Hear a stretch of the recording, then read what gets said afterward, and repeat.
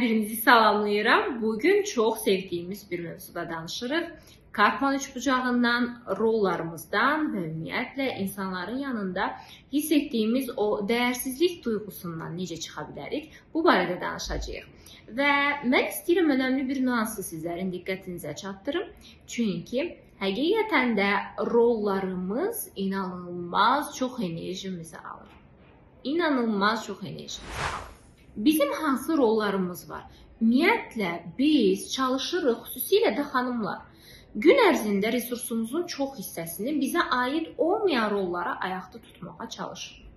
Bu rollar hansı rollardır? Davamlı biz çalışırıq, başqaları üçün ana roluna daxil olaq, uşaq roluna daxil olaq, köməkçi roluna daxil olaq, aşbaz roluna daxil olaq evdə. Davamlı rollara daxil oluruq və nə qədər çox rolumuzu ayaqda tutmağa, özümüzə aid olmayan, saf təmiz özümüzü yaşamağa yox da, rollarımızı ayaqda tutmağa biz enerji xərcləyirik. O qədər də çox həyatımız çətinləşir, resursumuz gedir. Çünki bir var ki, siz öz yerinizdə oturmusunuz, haradasa, məsələn, bilet almışsınız konsertə, bir var ki, öz yerinizdə oturmusunuz, bir də var gedirsiniz, bileti arxa sıradan almışsınız, amma zorla deyirsiniz ki, ön sırada oturacağam mən. Rollarda tam belə bir şeydir. Və ümumiyyətlə, mən indi istəyirəm ki, öz hansı rollara ayaqda tutursunuz davamlı. Xüsusilə də nəsil ağacına baxdığımız zaman çox sadə nənə, baba, ata, ana və özünüz plus uşaqlarınız. Özünüz, yoldaşınız, uşaqlarınız. Bu qısa, balaca nəsil ağacınıza baxdığınız zaman siz bir-birinizə nəzərən, başqalarına nəzərən hansı rollara girirsiniz tez-tez? Mən istəyirəm bunu bir yazasınız, analiz eləyəsiniz. Digər tərəfdən isə biz tez-tez və davamlı insanların bizim haqqımızdakı yaxşı fikirlərini təsdiq etmək üçün yaxşı qız, yaxşı oğlan və digər rollarda ilişib qalırıq. Və təəssüflər olsun ki, həyatımızı başqalarının bizim haqqımızda nə düşündüyünü önəmsəyəcək şəkildə yaşadığımız zaman başqaları mənim haqqımda nəsə düşünür və o imici pozmamaq üçün davamlı rolumuza ilişib qaldığımız zaman dəhşət çox enerji xərcləyirik. Özümüzə aid olmayan bir şeyi özümüzə tutmaq üçün. Saf təmiz sadəcə bizlik deyə yaşadığımız zaman bizim üçün çox rahat olur. Bədənimizi dinləmək çox rahat olur. İntuisiyamızı dinləmək çox rahat olur. Və gəlin baxaq, bir də iş həyatında biz nə səhvlər edirik? Xüsusilə də işimiz, biznesimiz varsa, biz bir də fərqli komanda üzvlərinin rollarına giririk.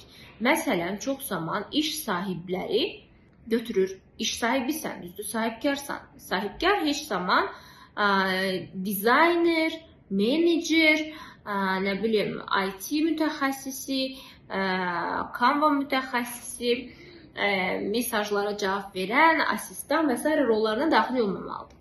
Və iş sahibləri nəyə görə resursları gedir? İrəli gedə bilmirlər. Çünki davamlı sahibkarlar enerjilərinin böyük əksəriyyətini başqalarının rollarını həyata keçirməyə sərf edirlər. Və indi deyə bilərsiniz ki, büdcəm yoxdur, işçi götürə bilmirəm və s. Bunlar hamısı bəhanədir. Biz sadəcə niyə rollarda ilişib qalırıq? Çünki o qədər, dediyim əslində pis çıxacaq, şəhərə maşın təlimini keçənlər artıq anlayır. Biz o qədər ümumiyyətlə yekə başlıqda ilişib qalırıq ki, o qədər bizə xoş gəlir ki, biz özümüzü önəmli hiss eləyək. Hər yerdə birinci olaq, hər yerdə sən xilas elədin, sənin rolunuydu bu. Ay, işdə bax, sahibkardır, necə hər şey özü eləyir, malades ona. Bu alqışları hansı insanlar ki, öz həyatlarını qura bilməyib. O insanlardan bu alqışları gözləməyi və eşitməyi o qədər sevirik ki, davamlı məhz onları xoşbəxt edə biləcək şəkildə həyatımızı yaşayırıq. Təəssüflər olsun ki. Və bu rollar bizi yorduqca yorur. Bir əsas məsələ də var. Rola girdiyimiz anda həmin rolun enerjisini də özlərimizə götürürük. Düzdür, elə ona görədir ki, davamlı bədbəxt qadın məsələn rolunu oynayan aktrisalar həyatda da davamlı bədbəxt olmağa davam edirlər. Düzdür, bu da belə bir şeydir. Rolunu götürdüyümüz, məsələn, deyək ki, sahibkarıq. Biz asistan rolunu da götürürük, zənglərə də özümüz cavab veririk. O zaman bir sahibkar olaraq biz artıq asistandan artıq pul nə xərcləyə bilirik, nə qazana bilirik. Çünki həmin rolun enerjisindəyik artıq, düzdür? Və yaxud da evdə davamlı təmizlikçi kimi işləyiriksə, davamlı yorulduğumuz halda, başqa özümüzə zaman xərcləyə bilmədiyimiz halda, nyanka roluna giririksə, davamlı hər şeyə çatmağa çalışırıqsa, bu rollardan artığını bu həyatda eləyə bilmirik, qazana bilmirik. Çünki o rolun enerjisindəyik, o rolu yaşayırıq biz sanki. Eyni şey və daha dəhşətlisi isə biz sistemdə rollarımızı, türklər demiş, şaşıranda baş verir. Bu nə deməkdir? Yəni, əgər sən ailənin uşağısansa, məsələn, mən ailəmin uşağıyam, mənim ata-anam var. Mən ata-anamın əvəzinə onların mama atası olmaq istəsəm, düzdür, onlara ağıl öyrətsəm, davamlı və yaxud da yoldaşıma ağıl öyrətsəm, evin kişisi olmağa çalışsam, özüm olmadığım rola daxil olmağa çalışsam, burada isə daha böyük resurs etkisi baş verir. Necə baş verir? Sadəcə sizə aid olmayan rolları yerinə yetirmək üçün öz həyat enerjinizdən boşuna verirsiniz, dirəşirsiniz. Necə ki, sizə aid olmayan yer, bilet yoxdur, amma orada oturmaq üçün necə dirəşərsiniz security ilə? Eynən bu cür bir şey. O cürə dirəşməyə başlayır bütün bədəniniz. Elə ona görədir ki, bədəndə dirənclə bağlı xəstəliklər yaranmağa başlayır, enerjisiz hiss edirsiniz özünüzü, resursum hara gedir deyə anlamırsınız. Okay? Və bu rollara niyə düşürük?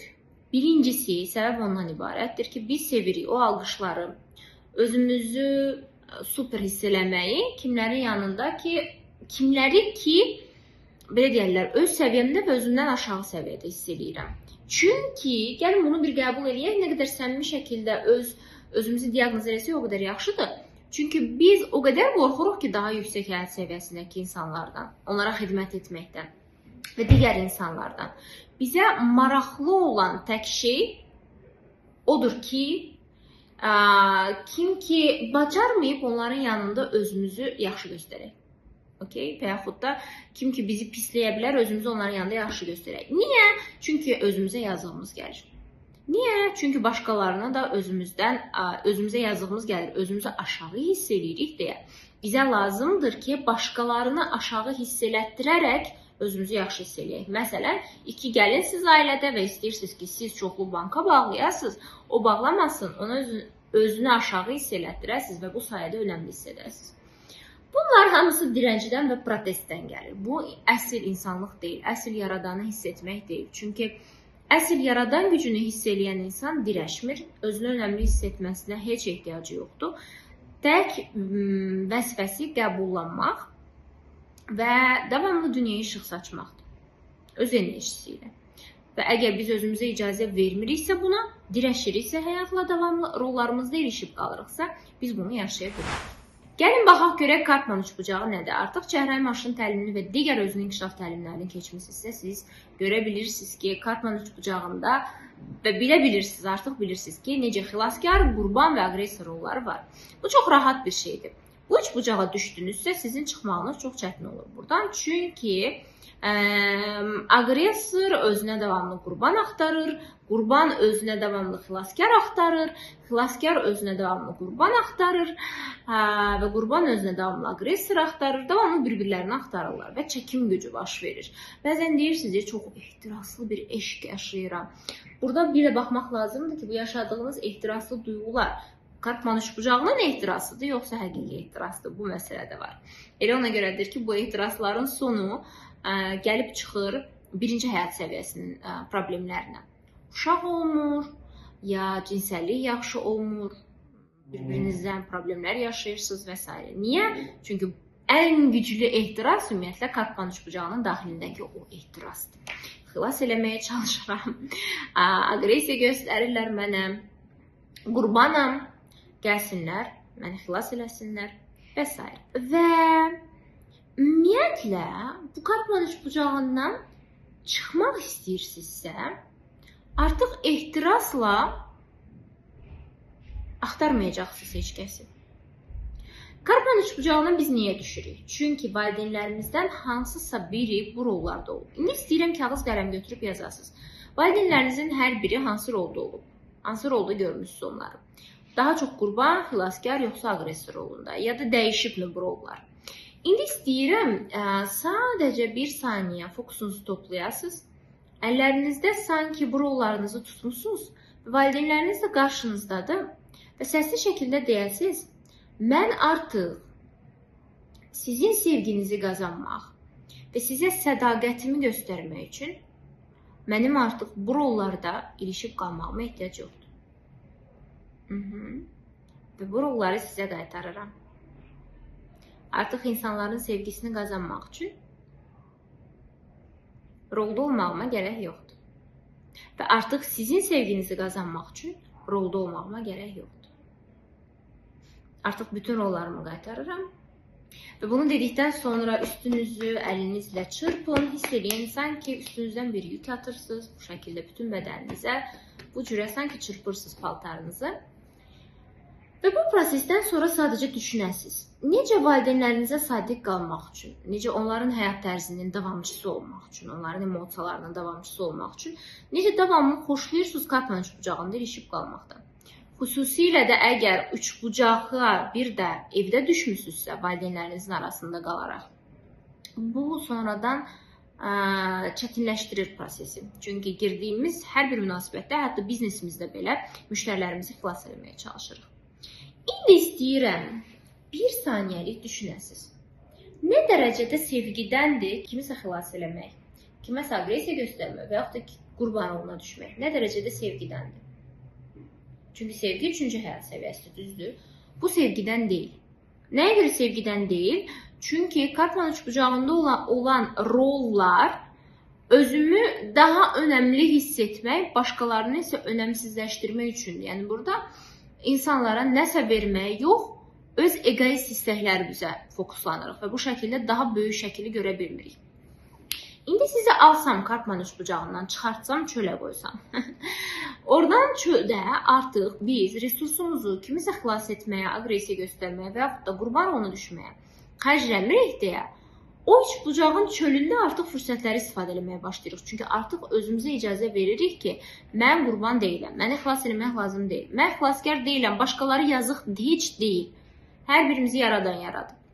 Heç kəs yazıq deyil, heç kəs qurban deyil, heç kəs pis vəziyyətdə deyil. Aqressorların belə sevgiyə ehtiyacı var. Və mən istəyirəm artıq bir çözüm yolu ürətək sizinlə bərabər. Hər dəfə kimsə sizi kartla üçbucağına salmaq istəsə, kimsə qurban roluna düşəndə, kimsə sizi xilas eləmək istəyəndə, ya özünüz qurban roluna düşəndə və s. Tək bir silahdan istifadə eləyəsiniz buradan çıxmaq üçün. Panzehir kimi, sanki zərərsizləşdirmək üçün. Bu silah isə adı sevgidir. İstənilən zaman sizə aqressiya göstərən, bayaq mən yolda gəlirəm, məsələn, böyük bir ovçarka, it var. Və mən düşünürəm, o mənə hücum eləsə, mən ondan qorxsam, qaçsam, qurban roluna düşsəm, və yaxud da onu xilas eləməyə çalışsam, qaçsam, onu tutmağa çalışsam və yaxud da aqressiya göstərsəm ona, qışqırsam üstünə, nə baş verər? Sonu rəzalətdir. O mənə hürər, üstümə cumar, qapar bəlkə, dişləyər və s. Tək bir panzehir, ona sevgi göstərsəm mən, onun aqressiyasına qarşı qucaqlasam, başını sığallasam, sevgi göstərsəm, yalnızca o zaman onu zərərsizləşdirmiş olaram. Kartman üçbucağında heç bir elə bir situasiya yoxdur ki, sevgi o durumu zərərsizləşdirməsin. Sadəcə bunu düşünün. Və qarşınızda kimsə bu rollara düşəndə, bir saniyə gözlərinizi yumub, onun uşaqlığını düşünün və onu bərk-bərk qucaqlayın. Ya da doğrudan qucaqlayın, səni sevirəm deyin. Ya da özünüz qurban roluna düşəndə, uşaqlığınızı düşünün, gözlərinizi yumun və sevgi göstərin özünüzə. Bərk-bərk qucaqlayın özünüzü. Və əsas məsələ, qadın-kişi rollarında necə eləyək ki, yer dəyişməsin, necə eləyək ki, davamlı bu dəyərsizləşdirmə hissindən həm müştərilərlə, həm insanlarla, həm partner münasibətlərində necə eləyək ki, bu insanların sizi dəyərsizləşdirməsi, istəklərinizi həyata keçirməməsi duyğusundan necə qurtulaq, necə bunun da panzehirini tapaq qısacası, necə eləyək ki, rollarımızı düzgün yaşayaq və təbiətimizi anlayaq və o dərindən texnikalarla onsuz da işləyirik. Bir də həyati olaraq biz nələr eləyə bilərik ki, biz məhz o istədiyimiz münasibəti insanlardan görək. Baxın əzizlərim, 3 no var burada, 1 yes var burada. 3 no, 1 yes qaydası. Əgər bunu düzgün başa düşsəniz, düzgün istifadə eləsəniz, sizin yolunuzda hər zaman yaşıl işıq yanacaq. 3 no nədir? Birinci no. Kommunikasiya qurduğunuz zaman insanlarla. Bir yere yazın bu arada. Yadınızda saxlayın. İnsanlarla kommunikasiya qurduğunuz zaman bu 3 no-nu eləmirik. Yəni 3 yoxu eləmirik. Birincisi, mən yaxşıyam, sən pissən. Mən yuxarıyam, sən aşağısan. Fərqliyik bir-birimizdən. Mən daha yuxarıyam, sən daha aşağısan. Bu münasibətə girmirik. Bu cürə kommunikasiya qurmuruq. Yəni, kommunikasiya qurarkən, tutaq ki, xüsusilə də kişilərlə kommunikasiya qurarkən xanımlar, biz demirik ki, mən çox yaxşıyam, hər şey alınır məndə, səndə alınmır. Mən bacararam, sən yox. Sən pis gündəsən.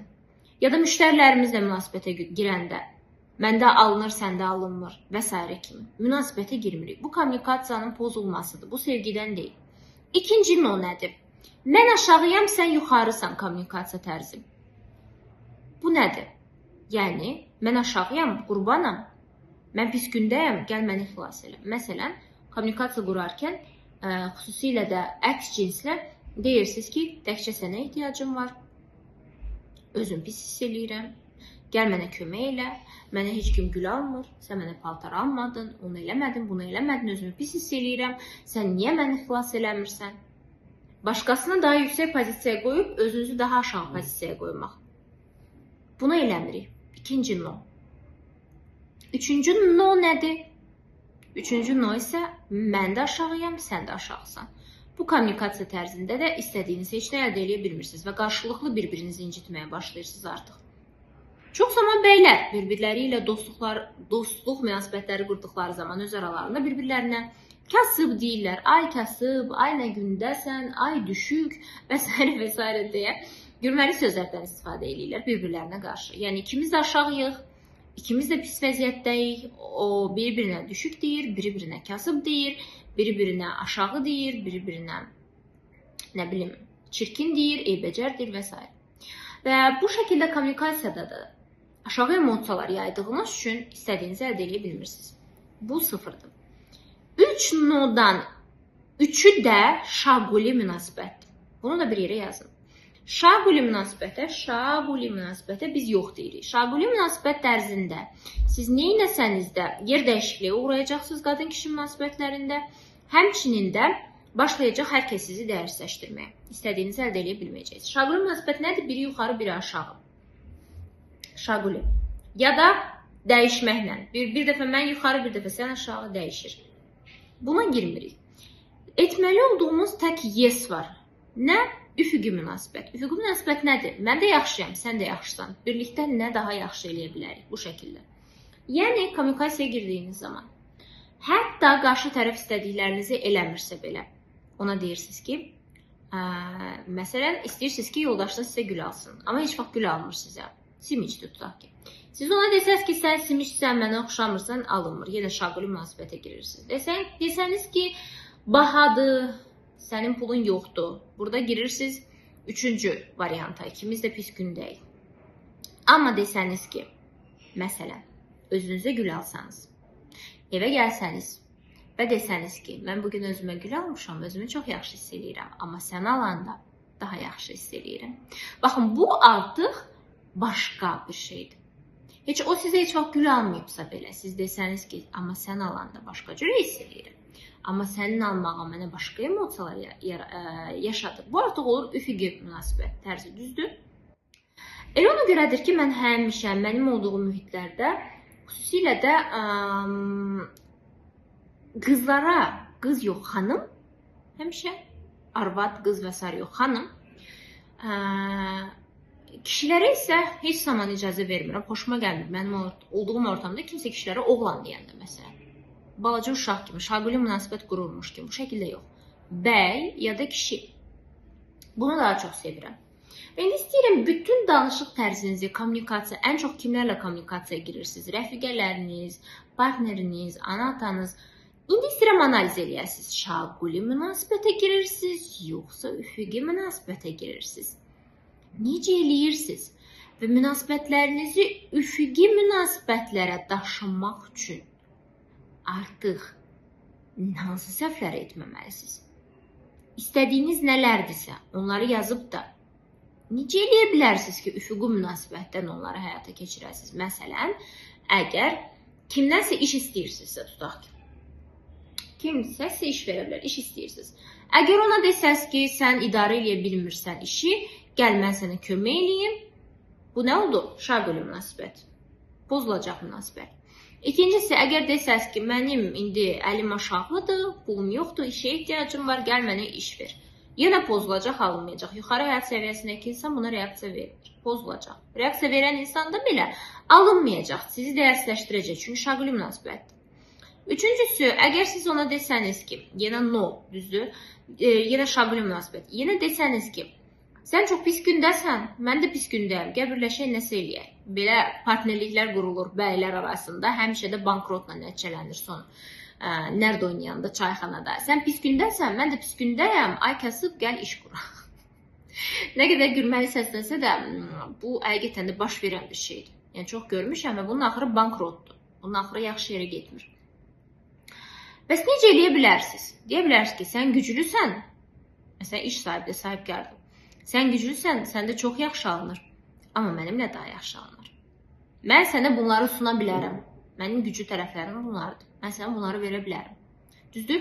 Burada artıq dəyərsizləşdirilmək haqqınız yoxdur. Çünki üfüqi münasibətlərdə heç vaxt dəyərsizləşdirilmirsiniz. Xüsusilə də texnikalarda eləyirsinizsə, dəyərsizləşdirilmirsiniz üfüqi münasibətlərdə. Heç cürə, heç bir münasibətdə. Dəyərsizləşdirəcəksə belə kimsə sizi o münasibətdə qalmır. Gedir özünə şaquli münasibət qura biləcəyi birini tapır. Okay? Yəni sizdən uzaqlaşır. Burada da qorxulu bir şey yoxdur. Və indi istəyirəm analiz eləyəsiniz bunu. Digər tərəfdən isə önəmli bir nüans. Ümumiyyətlə, hər bir özünü inkişaf etdirmək istəyən insan nə qədər qaçsanız da, xüsusilə xanımlar qaçır bu prosesdən, gedirlər qadın enerjisi videolarını dinləyirlər və deyirlər ki, mən işlə qazanmayayım, qarşı tərəf qazansın. Birinci səslərim, bütün uğurlu insanlardan, uğurlu ailələrdən, kişilərdən hətta hamısından soruşsanız, kənarda, sizin yanınızda yox, kənarda deyəcəklər ki, mən hər zaman istəyirəm ki, yanımdakı qadın qazansın, ayaqları üstündə dursun, dünyanın hansı halda olacağını bilmək olmaz heç zaman. Okay? Mənim eşitdiyim, tanıdığım bütün uğurlu kişilər davamlı təşviq eləyiblər ki, yanındakı qadın irəliləsin, inkişaf etsin, öz pulunu özü qazansın, hətta özü qədər qazansın, yaxşı qazansın. Niyə? Bu demək deyil ki, o at kimi, eşək kimi işləyəcək. Yox, qadınların pul qazanma tərzi tamamilə fərqlidir çünki. Belə bir şey deyil. Əksinə, özgüvən əldə etməyiniz üçün. Siz bugün özünüzə ürəyiniz istəyirsə, bir dənə çiçək almağa belə pulunuz yoxdursa, elə bunu da yoldaşınızdan alırsınızsa. Bu artıq o deməkdir ki, siz davamlı məruz qalacaqsınız şaquli münasibətdə. Və şaquli münasibətdə bədəl var davamlı. Baxın, məsələn, deyir sizə bəzi qadınlar ümumiyyətlə heç nə qazanmırlar, yalnızca kişinin hesabına yaşayırlar. Burada bir bədəl var. İndi baxır o bədəli kim necə seçir. Bədəl var, davamlı bədəl var. Ya sağlamlığınızdan bədəl var, ya psixikanızdan bədəl var, ya qadınlığınızdan bədəl var, ya həyat tərzinizdən nəsə bədəl var. Nəsə var orada mütləq. Amma azdan çoxdan bir qadın öz pulunu qazananda orada bədəl olmur. Çünki şaquli münasibətdə olur bədəl, üfüqi münasibətdə olmur. Və istədiyi insanla üfüqi münasibətə girə bilir. Çünki öz pulu var. Yəni, istənilən zaman bir insan ona istədiyi şey eləməyəndə, istədiyini ala bilməyəndə artıq o qadın bilir ki, mən özümü bunu zaten təmin eləyə bilirəm. Ehtiyacım yoxdur şaquli münasibətə girməyə, kartman bucağına düşməyə. Davamlı üfüqi münasibətdə. Okay? Əladır, xoşdur bu, hər şeydə. Lab, belə deyərlər, baxır sizin iştahınız nə qədərdir, düzdür. Burada da artıq fərqlidir. Elə ailə var ki, elə partnerlər var ki, onların iştahı balacadır. Və bu okeydir onlar üçün. Elə bir qadın var ya, münasibət var ki, orada iştah böyükdür, orada artıq başqa ehtiyaclar var, düzdür. Burada isə artıq başqa tərzdə düşünmək lazım, düzdür. İştahınıza uyğun artıq özünüzə qazanc da yaradırsınız, düzdür. Və bunları istəyirəm düşünəsiniz, chatda da yazarsınız, bir-birinizlə müzakirə eləyəsiniz ki, indiyə qədər şaquli münasibətdəydiniz, yoxsa üfüqi münasibətdə.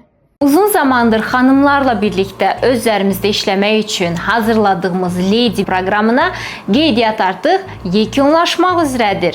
Bu proqramda artıq 200 nəfərdən artıq xanım mənimlə bərabər öz sevgi, öz güvən və öz dəyər qazanacaq. Bu proqram nədən ibarətdir? Biraz sizlərə açıqlamaq istəyirəm. Proqram 7 moduldan ibarətdir. Hər modul fərqli həyat səviyyələrinə uyğun formalaşdırılıb. İlk öncə biz dayaq bölməsindən başlayırıq, daha sonra cinsəlliklə bağlı çalışırıq, daha sonra həzm, sevgi və hətta sonda biz telepatiya qurmağı belə öyrənirik əks cinslə.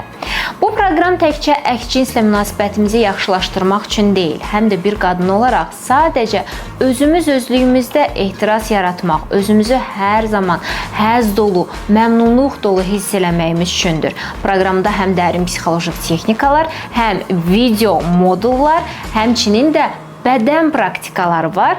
Hansı ki, bu bədən praktikaları vasitəsilə siz öz emosiyalarınızla və bədəninizlə daha çox kontakt qurmağı öyrənəcəksiniz. Proqramın ən xoş bonusu isə ondan ibarətdir ki, cinsəllikdə siz artıq daha özgüvənli və daha həzz dolu olmağa başlayacaqsınız. Bir qadın kimi sanki bütün funksiyalarınızı açmağı öyrənəcəksiniz. Proqramla bağlı daha çox məlumat üçün açıqlama bölməsini oxuyun.